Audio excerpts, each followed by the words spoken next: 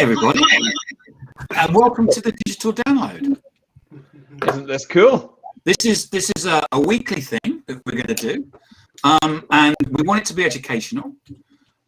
So everybody in the team has brought together something that they've seen on social media, what they've learned this week, or a report they've seen, or just something that we can bring together, and then all of us can debate it. So before we get into what it is, how about if everybody just introduce themselves? Can I go? Is that okay? Yeah, you go. I'm a bit shy of retiring, so I don't like waiting to the end. My name's Eric Doyle. I work with a company called Crux, and I'm part of the DLA team, helping people with strategic social media, social selling, and influence coach. Fantastic. Mike. Hi, everybody. Mike Garrison, founder of Values Based Mindset and a member of the DLA team. And what I do is I help professional services firms transition their analog success to digital dominance. Thomas, you look bored. We've only 2 minutes in and you're bored. He knows what's coming. No, it's going to be exciting. I'm Thomas Ross. I'm one of the founders of Social Selling HQ, and a very active member for the DLA Ignite team. And we bring digital to our clients across North America. Thank you. Linwood. Hello, I'm Linwood Ross. I'm the founder of Accelerate, also a member of the DLA Ignite team. We focus on building digital culture at scale. So we focus on large enterprises and helping those organizations transform. And Mr. Gray, Adam Gray. Hi, I'm Adam Gray. I'm co-founder of DLA Ignite. Tim is my business partner. And yeah, we're thrilled to be on this journey with everyone else on the call, others, and indeed the world as a whole. So we've all brought something together, and this is very much also about the world out there on social, joining in and having a conversation. We'd love for you to make comments. We'd love you to join in the conversation. And I have the great honor to actually pick the person who's going to go first to actually discuss what they're going to do. So actually, Thomas, you've seen an article by Gartner, haven't you, about buyer enablement. What on earth is buyer enablement? So buyer enablement is such an interesting thing, and I find it so appropriate today. Because of what's happened with our customers and buyers, they now control the narrative. We don't, right? We're hopefully involved in the process. How do you mean they control the narrative? So buyers now have full control of the information that they access, that they're interested in, that they follow up on, that they work with, and the companies and the brands that they so choose to follow up on that basis. And that's because the digital world has turned everything upside down. Now with a click, we can have access to any information we need. And if that information's there, then you're in great shape. If it's not there, or if it's a corporate spam related type of ad, it's not going to have impact. So when we talk about buyer enablement, we talk about helping the buyer's journey, if you will, actually get access to the type of information that will really help them, both educate them in terms of what their needs might be, and hopefully how those may line up or align with the products or services that we want to offer. And to the extent that we do that well, is the opportunity for us to be able to actually develop them into a potential client now or in the future. To the extent we do that poorly or not at all, as is true in too many cases, we will not have that opportunity. It's as simple as that. So I've not actually read the document for Gartner, but what does it say? So Gartner goes into a lot of the great research that they've done in that regard, and really the crux of it, if you don't mind me stealing that word, Eric. Oh yeah, I love it. Strategy. The crux of it is you need to lay out an awful lot of different stages for the buyer, for the customer, so that they can make progress through what we know they're doing already. We know that on the basis of other research, that the buyer is 60 to 75% through their journey by the time we reach them, or that we contact them, or that they contact us. So we need to make sure that that journey was one that was productive in lieu of what we want to do. And Gartner's research bears that out and then shows exactly what kind of information is most valued by those customers during that research. And what we find is it's not what we expect. What we might expect and what they're What really would we looking expect? for is different. I'm sorry? What would we expect? Well, what we might expect is information about how great we are, or information about how well our product or services did in this example or that example by white papers and those kinds of things. And what we really find is that that's not what they're looking for at all. They're looking for a method by which to gain confidence in the solution we offer, or that they might consider. The fact is, there's lots of great information, and there's So lots. we've had a question from Rob Durant. Is buyer enablement a function of sales and marketing? That's a really good question. From reading the document, that Thomas is talking about, I don't think it's both and neither. I think it's the entire organization. Yes. I would totally agree.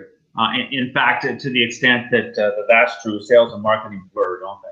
But we've always had this thing, though, that everyone's in sales, and we're like, you know, it's kind of like we know that, but what's changed to mean that everybody is in?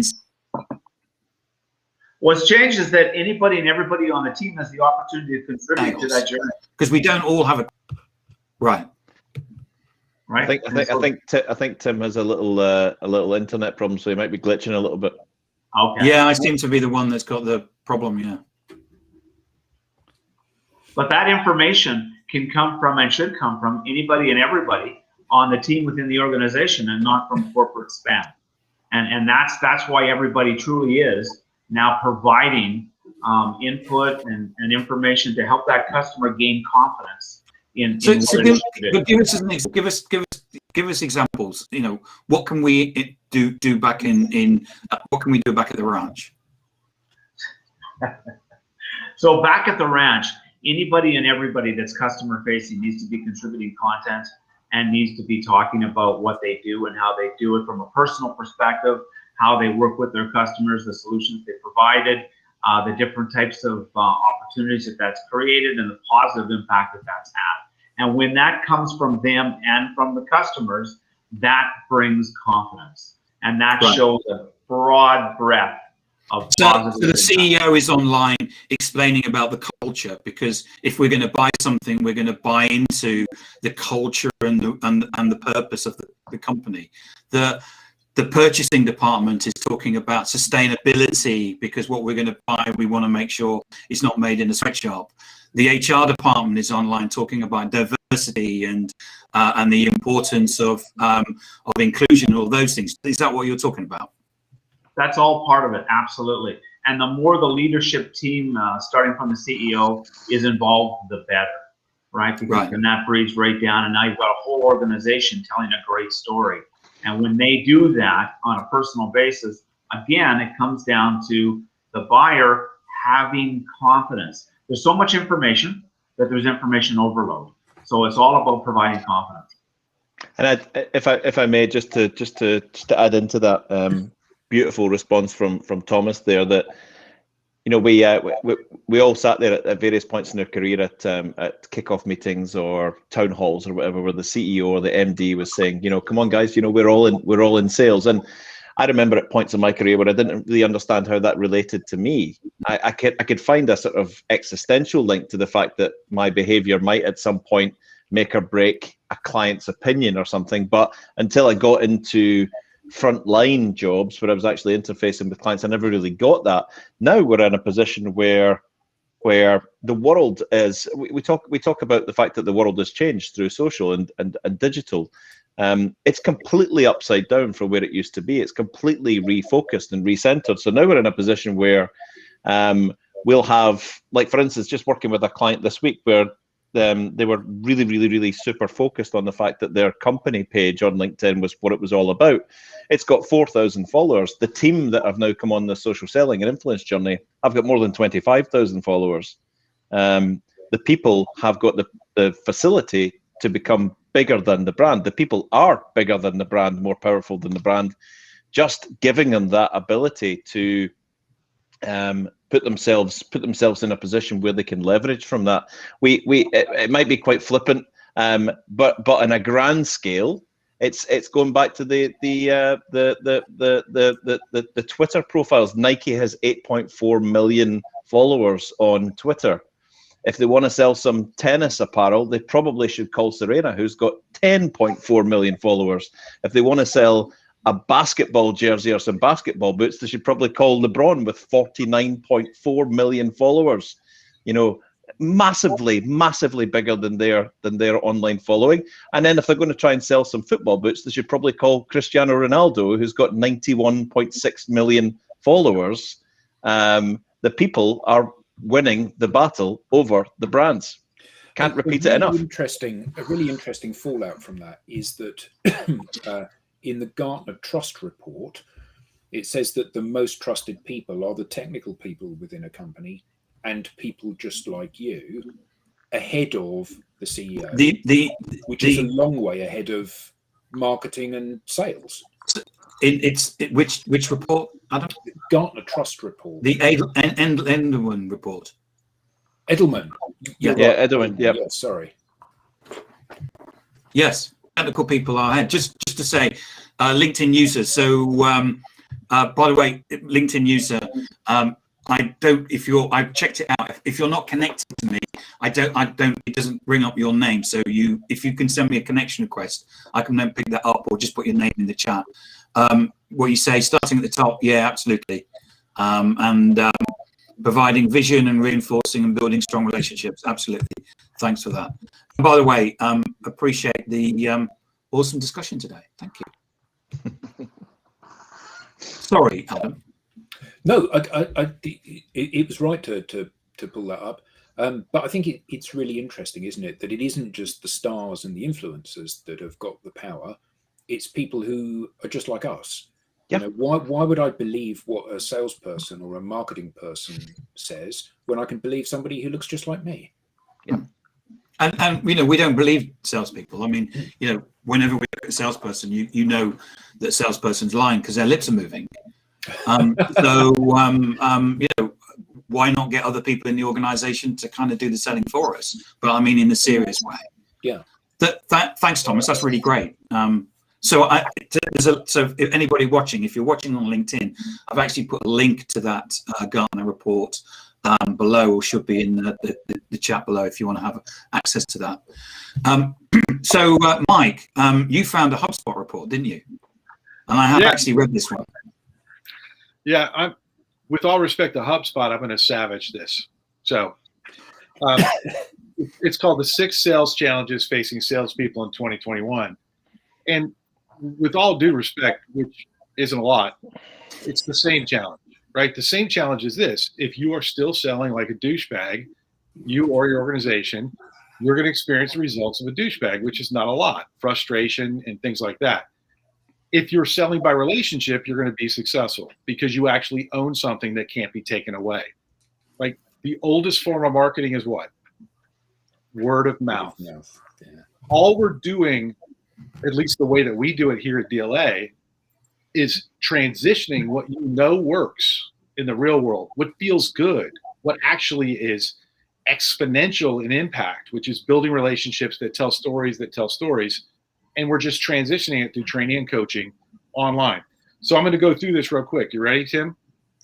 Yeah. Try to build trust virtually. I've read it, and I agree with you. It was pretty. It was the secret, had a secret brand ingredient. I mean, it tells you nothing. I mean, I mean, people, it says people are selling virtually, and you make more phone calls and more emails. Really? Yeah, well, that's the problem. Like if your mindset for sales as an organization or an individual is built upon transactional strategies, cold calling, emailing, like if you're an interrupter, if you're a pusher, you're going to do the same thing. And that's why all the other social selling stuff is rubbish, because the people that do it are transactional. They don't understand how to build relationships because they never really did. And so that's the secret. You have to be focused on selling through, not selling to. Can you be interesting enough? Can you be human enough? Right? So trying to build trust virtually. My first question is, can you do it in person? Like, well, I've got my mate Ruth actually put up I hope I can call you my mate, Robert. Robert and I have known each other for, I don't know, about 10 years. So what part of the sales reps within the process, how do sales reps become involved in the company's story and the different departments' messaging? It's a great question. Oh, it's an incredible question. And I think every one of us would answer it. I would just say this. First of all, have a relationship building mindset. And you have to have it not only as an individual sales rep, but you need to find, you need to find a organization that does it, because here's the reality. What we do here isn't for everyone. I think you guys would agree. It's not for everyone.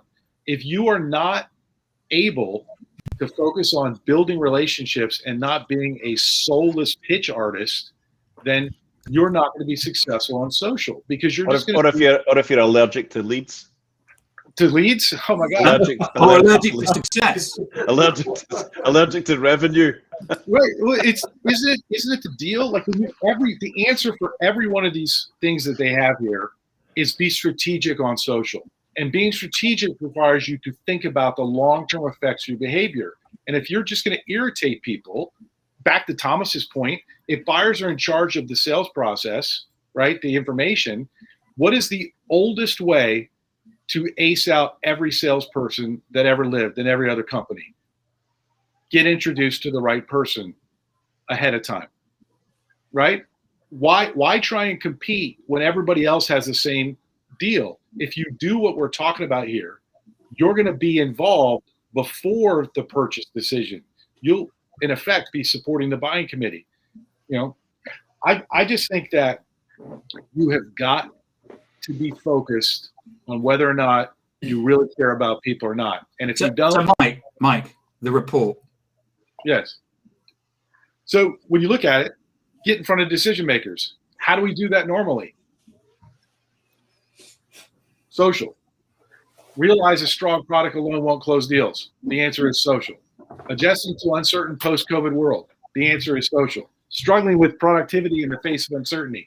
Social. Moving toward a buyer-first mentality.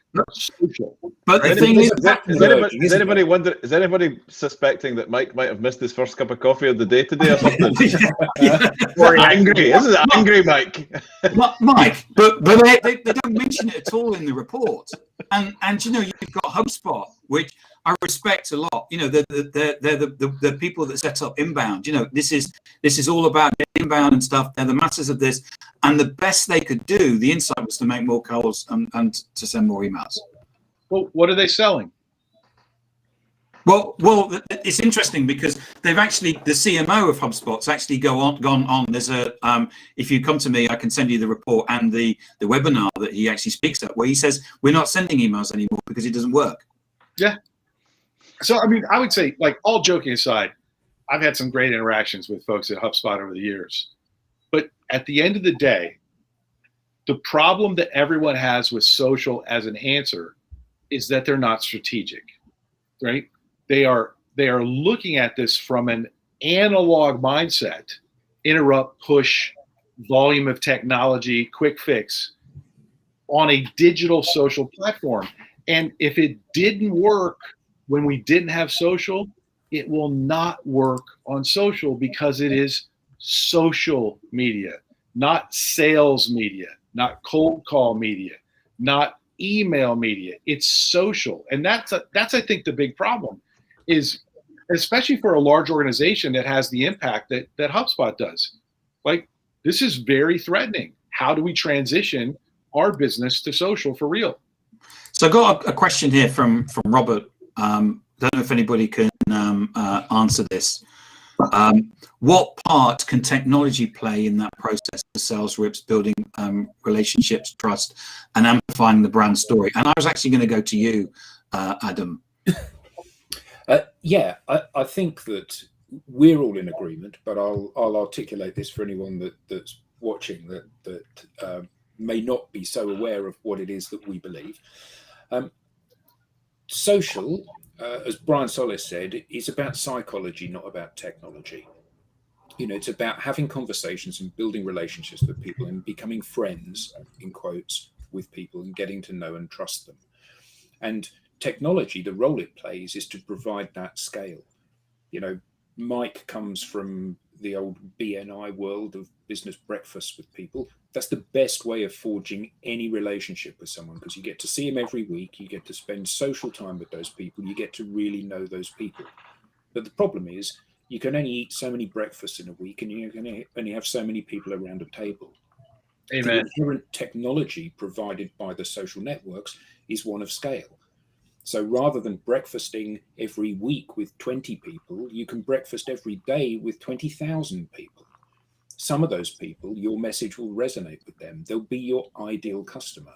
So if you're yourself and you lead with who you are, and you're not always pitching, but you're always being yourself and helping and being a genuinely decent person, the network itself provides the scale. That's the technological gearing that is provided. Yeah, you can buy tools that scrape data and give you lists and stuff, but actually it's inauthentic, it's not right. And now, thankfully, LinkedIn is banning people, just immediately cutting them off at the knees for doing something. Thanks, Robert. For doing that kind of stuff. Because LinkedIn, I believe from what we're seeing, it wants to get back to the basics of networking. You know, you meet people, you share ideas with people. Some of those people say, I think you've got the solution to my problem. Can you come and help me, please? In exactly the same way they did in the old days. Referral and word of mouth and introduction. Perfect. So leading on from that, Gary, thanks, Gary, for joining, says, what are your thoughts on pre-programmed engagement bots and drip messages? I start to see a lot of these emails and then connection requests from the same company, and it's a turn-off. And this is, I think, comes back to that often people think that social selling is basically cold calling over social media. So what do you think? I think most people think of social selling as cold calling at scale. And that's a great example. I got one of those AI bot things this morning, and it was awful. It was this huge, long message that clearly showed she had no idea what I did or anything like that. That's a great way to damage your reputation. Like I said to Adam on a comment on your post this morning, one of the things you learn mountain biking is speed is your best friend up until it's your worst enemy. And that's exactly what I want people to hear from this. What these men are talking about, what these guys are talking about, what this company is about, all of them, is about understanding that the speed of automation is going to kill you. It's going to ruin your reputation. It's going to ruin your business. It's going to be good. I think that there's a bigger issue there, isn't there? And I think we had this discussion some time ago. You know, LinkedIn as a networking platform only works if we as individuals are on it having conversations. The moment you replace yourself with a bot, then you are only an appropriate target for me as a buyer if I am also there as a prospective buyer. And the moment that I'm not, the moment that the platform is full of people that are just going to sell, the platform has no value. If you replace every buyer by a bot and every seller by a bot, there's no revenue or opportunity for anybody. So again, you know, hats off to LinkedIn for saying, if you let someone else take over your account to send messages on your behalf, if you let somebody else make connection requests, if you let somebody else do this stuff, if you give your account to somebody else to manage on your behalf, you'll just be deleted instantly. And I think that's the best thing that has happened for a long time on this platform. we've talked about a few different issues here, and I actually think it's important to kind of bring them together because we're making a very important point that I don't think everyone is capturing or may not be capturing, which is that you really don't need to have additional automation to pursue your goals as a seller on LinkedIn, because the platform itself is the technology that you need to scale. And what you really need to do is have conversations directly with people, which you can do at scale because of the platform, without replacing yourself with something else. And it's the interruption, it's the broadcast, it's those things that Mike was talking about that you can avoid. You don't need to do it. It's not necessary. So Philip has asked the question. I think it kind of leads on, which is, but social selling is all very well, but shouldn't we carry on making cold calls and sending out emails? Eric. Yeah, please. I had a look at Philip's question. So thank you, Philip. That's an excellent question, and we get asked that a lot.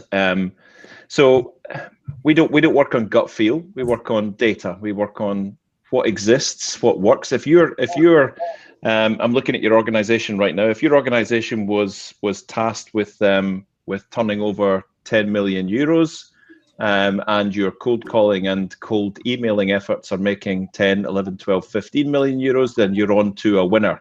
So we can't tell you to stop doing that. This is all based on data. It's where we attribute the success. So what we are saying is that many of our clients, many of our prospects, many of the people that we know, many of the institutions on the planet right now are saying that cold calling and cold mailing are less effective than they once were. So we prove that when we've got a client who's wondering whether this is actually going to be better. We don't like wonder or dreams or gut feels or fairy dust or whatever or rabbit's feet and wishing for, we'll measure it. It's about attribution.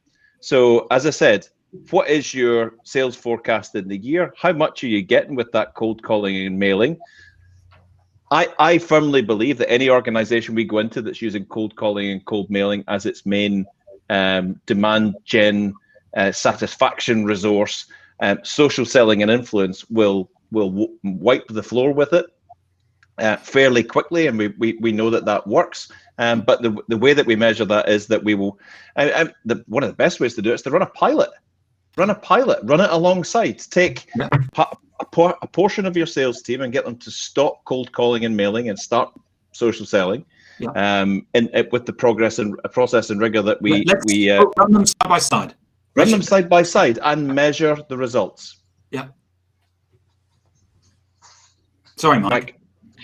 I was going to say, stopping, if you're getting results from cold calling and cold emailing, that and stopping it wholesale across your entire organization to do this program, that might be a little bit like deciding you're going to lose weight by cutting your legs off.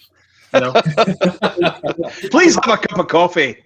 Yeah, I'm a coach, right? And so when you look at this, right, I think, and Adam, I was on a call with Adam earlier this week, and he really encapsulated, I think, the majority fear that organizations have.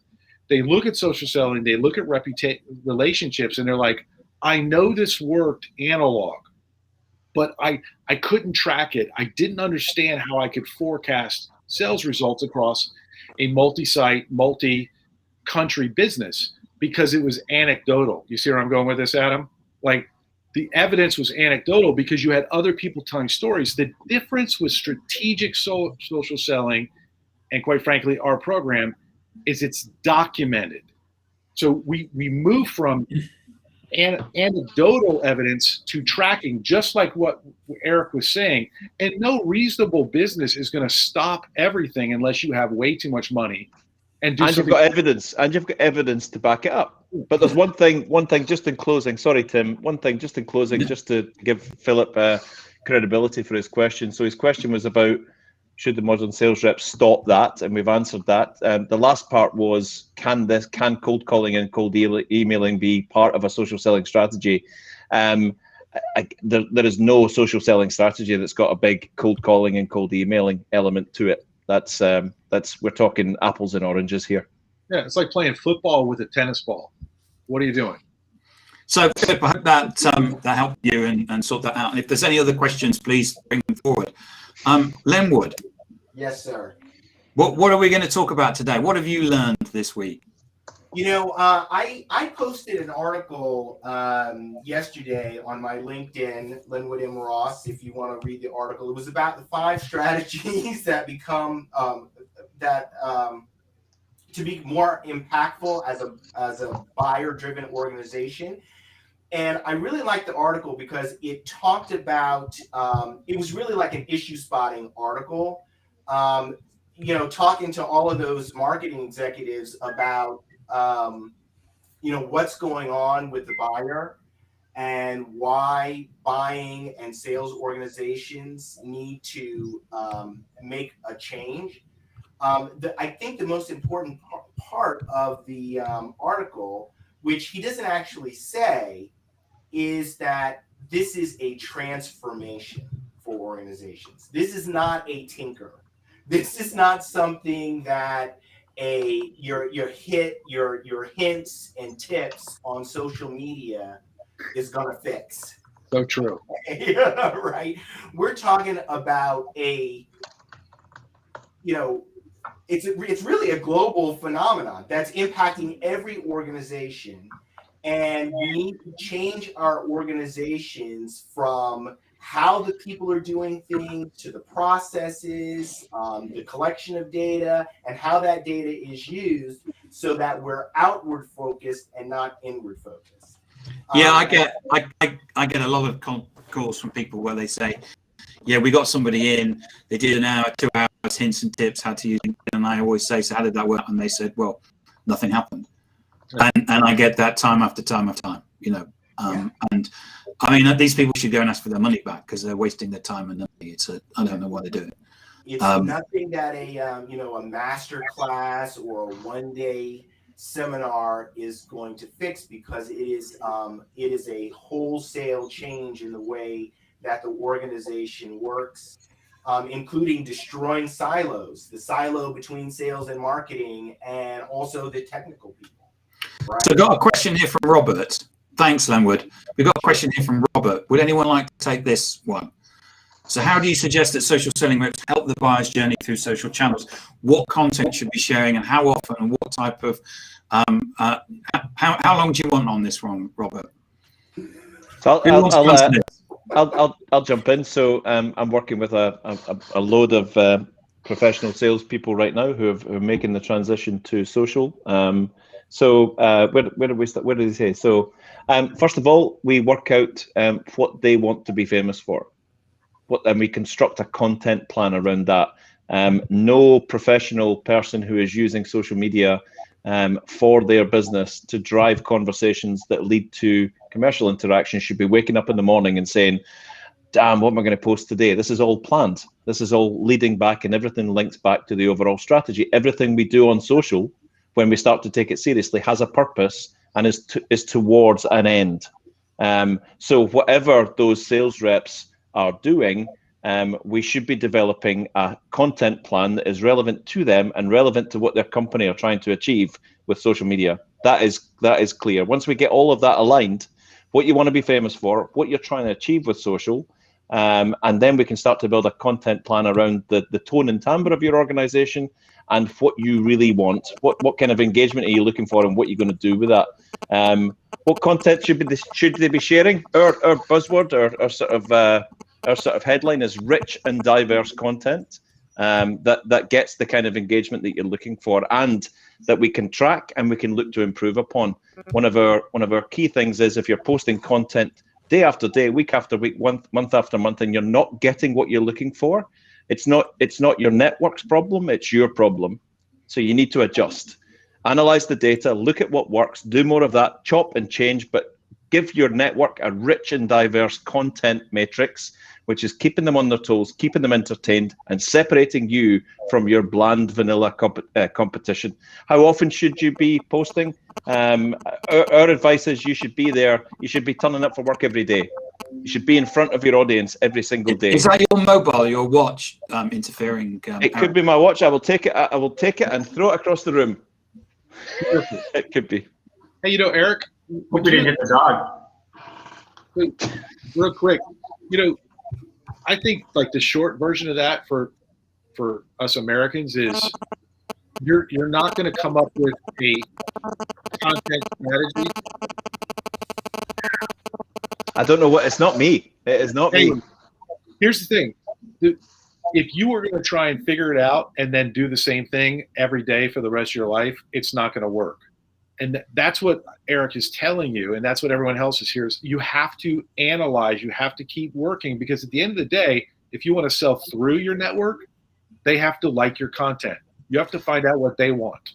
So Adam, what's your view about content and around brand and about talking about the company? People buy people. It's a cliched phrase, but things become cliches for reasons, don't they? Normally because they're true. And not surprisingly, if you sell CRM systems, and that's what your company does, your branded material says, we sell CRM systems, they're really good, everybody needs a CRM system. There's no insight in that at all, it's just a sales pitch. If you're yourself and you're authentic and you talk about what it's like to work within your company and how much you enjoy mountain biking and caravanning, if you live in Scotland, if you talk about where you've been, if you talk about the joy that you get from helping customers, if you talk about the success stories that the people around you have had, that paints a story that makes you an interesting person. And you once said to me, Tim, and I thought this was a hilariously funny comment, which was, how often have you heard of somebody that phoned a marketing department and said, I didn't receive an email from you this week, is everything okay? Nobody cares. If you're a marketing department and you're pushing corporate content and one day it doesn't turn up, nobody says, where's the corporate content gone? Oh my God, my life's incomplete without it. People just go, thank heavens for that. When a piece of corporate content, no matter how it's delivered, arrives in your inbox, be that voicemail or inbox or spam filter or messages on LinkedIn, the first thing you do is look for the unsubscribe button. However, if it's a person, you don't.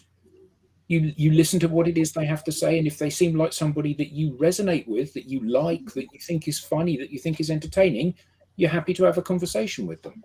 And that person-to-person selling, that person-to-person relationship building means that you build an ever-growing network of advocates. Some are going to buy today, some are not going to buy this month, some are not going to buy this year, some will never buy. But if all of them know who you are, what you do, what you stand for, and how good you are, that's a pretty good place to be. And good things happen as a result of that. And that's how you deliver the personalized experience that so many of the buyers out there are looking for. So thanks, Robert, for asking those questions. It's fantastic. And I do know that you're asking them for that particular reason. Don't worry. So Adam, what have you learned this week? What have you been up to? It's interesting, isn't it, that often, it's a bit of a cliched, again, I love my cliches, a bit of a cliched comment that the universe keeps sending you lessons until you learn them. So I've done a couple of things this week that have been interesting. One of them, yesterday morning, I ran a seminar for the APS, Association of Professional Sales, a group of people that we're kind of partnering with on producing a qualification for digital selling. And there are about 150 people on the seminar. And I got the feedback earlier today. And it's amazing, isn't it, that because you're at a particular point on your journey, the natural default position is that you assume everybody else is on the same point on their journey. So the feedback I got from one person was, well, you're telling me all the stuff that I already know. And from somebody else saying, this is like a bolt from the blue. This is incredibly insightful. I'm going to do everything differently tomorrow. And it reminds me that when we talk to people, this is not in social selling, although that's the reflection that I got this week. When we talk to people, we can't assume any knowledge. We can't assume they're at a particular place. So we have to make sure that we are as inclusive as we can possibly be in our language, in the narrative that we tell, in the phrases that we use, so we can try to take as many people on the journey as we possibly can. And that was again ratified this week by some coaching that I was doing with a bunch of guys at a particular client. And some of them have been working with me for quite a while. And frankly, some of the conversations have become a little bit staid, because we end up saying the same thing week after week after week after week after week, because people have to build those habits. Yeah, so those habit building things are so crucial. You know, I guess the biggest torpedo in anybody's journey is the lack of ability to maintain the good behavior. You know, it's easy to post something today. It's quite easy to post something every day for a week. It's quite difficult to post something every day for a month. It's extremely difficult to do it every day forever. And that posting stuff, engaging with people, growing your network, those things that we have to do, the challenge is making that part and parcel of your everyday life, like eating healthily and exercising and all of those other things. Make it part of your identity as an individual and company. Thanks, Adam. Eric, so what have you learned? I This thought has we were been- going to have to like squeeze you in right at the end, but you've got loads of time. Don't tell them how long. I wouldn't have that much to say. I'm You're shy and retiring, aren't you? I am very introvert. INTJ. So this week's been kind of crazy, because we've had a lot of one-to-one sessions with clients from different industries, different sectors, who are fairly early in their social transition, if you will. But it's been beautiful. So we've been around about 20 different people. So we're getting into we're set some assignments last week, all round about developing what we call buyer-centric, digitally optimized profiles. So it's been the learning for me this week. I don't come with a nice study or a document like some of my friends here, but the learning for me this week it's more a sort of cementing or a confirmation that that so many people are at so many different stages of this. And it you know, you can't necessarily just bracket someone and say because they're a bit older they're going to be less tuned into this, or because they're a bit younger they're going to be slightly better at this. Yeah, very good. So yeah, it's been phenomenal. Everything from people who are showing early signs of, I guess the common theme is that all of these people have been held in little corporate boxes. And they're slowly but surely, like the chicken being born, or one of the birds being born, smashing out of the egg, breaking out of it and finding their digital identities. So you're currently transforming an organization. It's a dead boring engineering organization, isn't it? You can't get more boring than that. Well, I find it quite exciting. I know you find it exciting, but everybody else finds it really boring. And play to the audience. Play to the audience. So yeah, two different companies right now in quite sort of staid conservative sectors. Yeah, absolutely. Yeah. Heavy engineering, So not your typical. You know, if you were thinking back in the day, people that were all over social, it would have been marketing types, London, New York, Milan, all over it, very cool, very trendy. No, these are coming from very staid engineering, technical services orientated industries, and it's been amazing to take these people through this. So finding people who have got the assignments from our first module to go away and construct these profiles. Who some have come back and they are ahead of the game already showing early sort of indications that these are going to be flying in this process. Some who are still a little bit confused and beguiled as to why we're even doing this, and some completely stuck in, I don't get this, I'm a little bit fearful of this. So the coaching element so the learning this week for me or confirmation from me is that, again, everyone is absolutely different. Everyone needs that different level of coaching support and coaching care. You can't look at a person's profile and say they're going to be great at this, because they might be the one that's just going to be struggling with that element of, you know, I've been writing about technical data for 25 years, and suddenly you're asking me to write about myself. What? How is that even a thing? You know, so what am I going to write about myself? I'm going to write technical data about myself. Well, no, we actually need you to really dig deep here, really dig deep, and you know, don't just rely on the fact that you're going to tell us a story about how great an engineer you are. You're actually going to tell us about what you think about the world. You're going to tell us about what it was like growing up. You're going to tell us what it was like where you traveled in the world and what you learned. That amazing thing your grandfather or your uncle told you or your aunt told you that changed your life. We're going to get you to uncover and unfold all of that. And why are you writing in that format? Why don't we just cut and paste something off the website? Well, it's just going back to what either Thomas, Mike, or Adam said earlier, or Linwood said earlier on. It's the world has moved on, and that whole piece that we anchored this around the fact that people are becoming bigger than the brands, that people are winning the battle over the brands. If we want people to win the battle over the brands, we need people to behave like they are our digital friends, or we're going to be repelled. We're going to walk away. So just like a networking event, where you would go into the networking event and get a cup of tea, or might get a cup of coffee, and you would walk up to somebody and say, "Have you travelled far?" You're just doing that. You're building a relationship, and you're going up and talking to them, doing it on a social platform.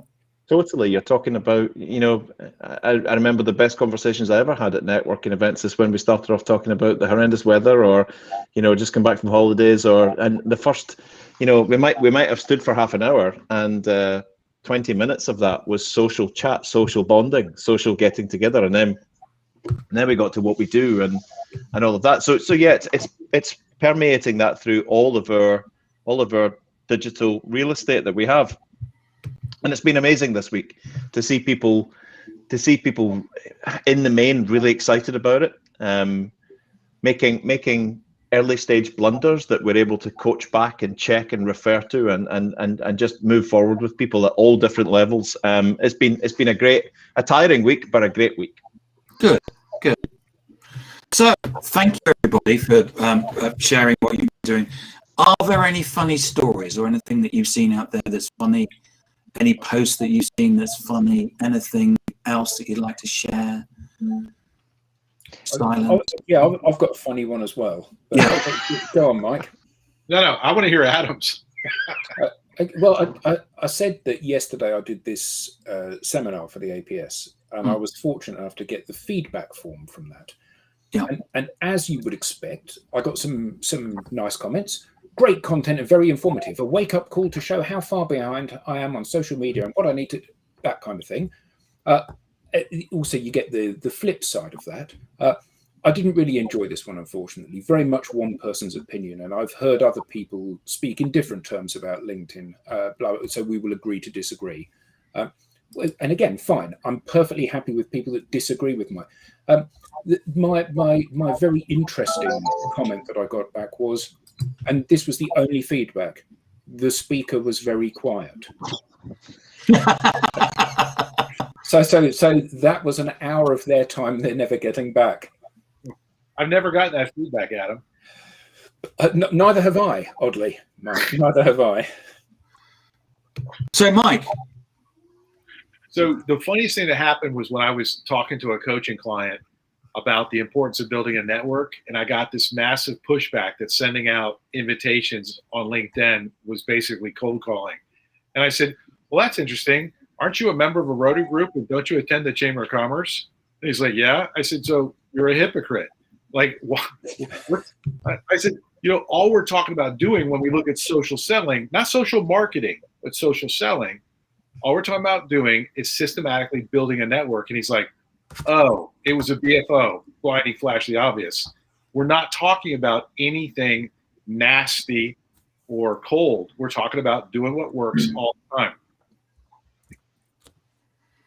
Well, I've got a funny and interesting one. Yeah. So one of the clients that we're training, and we've done a little bit of this in the past, is in the real estate industry. And we started with them a few weeks ago. And one of the stars on the team that we're training has been really pushing back because, as we all hear on a regular basis, he's all over social, and he's mastered it. And sure enough, he's got a lot of content. But as is very common with the real estate industry, his content is a picture of whatever home he's actually promoting, or commercial property, because he does a little bit of both. And he does a lot of it. And he gets almost zero engagement, but that's not the point. Point is, he's all over social, and he's doing great with it. So I said, listen, let's just mix it up. Let's just do a little A/B testing, shall we? So why don't we find an article that you can make some comments on, that isn't a picture of a house, but maybe talks about the city or the area that you're involved in, and just see what happens. And on that basis, you can potentially show up tomorrow and we can have another session. I'm very comfortable with putting that gauntlet on the table. And he said, fine. What are you suggesting? So as it happened, there had been an article that came out, and I live in Fargo, North Dakota, USA, and the article said that Fargo was one of the top cities for growth and for people moving to in the U.S. currently, and which is pretty amazing given the size and scope of the U.S. And I said, why don't you say something about that, but add some comments to this article relative to your knowledge of the great city that we live in and the people and all that stuff. He said, okay, I mean, I could do that. I don't see the point. And I said, well, just humor me. Let's do this. I'm gonna help you do this. We're gonna do this together. We're gonna do this. We're gonna do this. So I even came up with a comment because there was nothing really forthcoming. So we did that, and we put it out on his profile. Now he does have a reasonably good networks, not where it needs to be because he's been boring the crap out of people, but he does have pretty good, not bad. In any case, the response he got over a 2-day period was about 4,000 people liked, shared, and commented on his article. And honest to God, this was his comment to me. Now you've got to hear this out, because I was just waiting to hear what his response was going to be. He says, well, how the hell am I going to follow all that up? That was right. And oh no! All I could do was laugh and chuckle and say, listen, there are worse problems. That is probably one of the best problems you're going to have for a long, long time. You've got nothing but new customers all over that. And if you don't follow them up, I'm going to get one of the other people on the team to do it for you. Do you know, Thomas, I've never seen a guru on LinkedIn that basically says that they can help you if you've got too many leads. It's a new thing. It's got to catch on, surely. Funny thing. Do you know, Tim's just written 6 blogs about that while we've been sitting here. How much there's a blog in that? I wrote one about 3 years ago, Mike, about it actually, because Thomas has actually had a number of clients who've actually complained that they've got too many leads. It's really funny. Well, actually, it's really serious, but yeah. It tells you there's a psychological issue as well as the social sales training issue. But we deal with both. So I saw something online, which was a guy writing in a LinkedIn on LinkedIn group on Facebook. I know this one. And he said, doesn't LinkedIn give warning if rule is violated before permanently restricting the account? I got my new account and permanently banned. Why and how? So they then goes, there's a whole long discussion. It's like, duh, look, if you're using tools illegally, you get banned, and LinkedIn do this. So there's this long discussion. He went and bought a LinkedIn account. I didn't know that you could do this, but now I do. That you can buy a LinkedIn account with connections, and you just go in and fill it in. So he bought that, and instantly put it up, and it got banned. And he was obviously a little bit annoyed about that because he'd actually bought this account. So he was feeling that he was Robin Hood and LinkedIn were the big bad guys. Sure. And then it was pointed out to him that what LinkedIn do is, if you start spamming people, is that they have your because the main key on your LinkedIn account is your email. When you log in, that's the thing, that's your unique ID. But they also collect your IP address. So if you're spamming from a computer and they catch you, it's not just your account that goes, but you won't be able to use that account, that computer, to get back into LinkedIn because they've got your IP address. So anyway, I thought that was really funny. So. Yeah. Do you think? Well, I know the answer to this question. It's a rhetorical question. Do you think people actually spend, given how important being on LinkedIn and being present and active on LinkedIn has become? We've seen that with the massive uptake in the amount of regular users and members now. Do you think people have actually gone in and really examined Section 8 of the user agreement? I doubt it. It's like all user agreements. You just click. It's like when you Apple, you just click it, or Microsoft or whatever. You don't actually. They won't do anything. They won't do anything. It's not true. It's not real. So what does Clause 8 on the LinkedIn conditions say? I kind of used to have it down verbatim, but I haven't looked for a little while. So you agree that you will not, LinkedIn's words, Section 8. You agree by signing this and clicking this with your digital fingerprint that you will not. 8.2.1, create a false identity on LinkedIn, misrepresent your identity, create a member profile for anyone other than yourself, brackets a real person, or this is the clincher, attempt to use another person's account. Now that's pretty clear, right? So 8.2.2, develop, support, or use software devices, scripts, or robots, or any other means to process, including crawlers, browsers, plugins, and other add-ons, or any other technology, pretty wide there, pretty wide, to scrape the service that otherwise copy profiles and other data from the services, from the LinkedIn services across the board. So 8.1, and then it goes on to override security features, copy, blah, blah, blah. There's loads. In fact, in 8.2, in the don'ts section, which is all don'ts, there are 18 subsections. Wow. 18. Number 1 and 2 are fairly heavy duty, and we know will result in temporary and permanent bans, not only for the person who's allowing someone to go on and use their account or something like that, but that person too. So yeah, I just worry because I see a lot of people. There's lots of people I know that have. You'll be chatting to them on direct messages on LinkedIn, and then someone else answers and says, "Hi, I'm their, sort of like virtual PA or their assistant or whatever," and you're thinking, do they know? So I always share the information as a matter of course. But I think a lot of people think it's about, yeah, whatever. They'll never find me. I'm afraid I need to dash, everyone. I've got a call at the top of the hour. Thank you for a great way to go out the week. Thank you, Adam. Have a great weekend. Thanks everybody for tuning in. We are at the hour. I really appreciate all your comments, or your sharing all your insights or your thoughts to the panel. Adam, Mike, Thomas, Lenwood, Eric. Thank you so much for coming and sharing that, and and hopefully people learned something. We had a laugh. We enjoyed it. We love sharing this stuff. We're going to do this next week. Yeah. So if you're out there, tune in. Think of some questions. Throw some rocks at us. Let's get a good debate. So thank you everybody, and we'll see you next week. See you. Thank you. See you Thanks guys. everybody. Bye.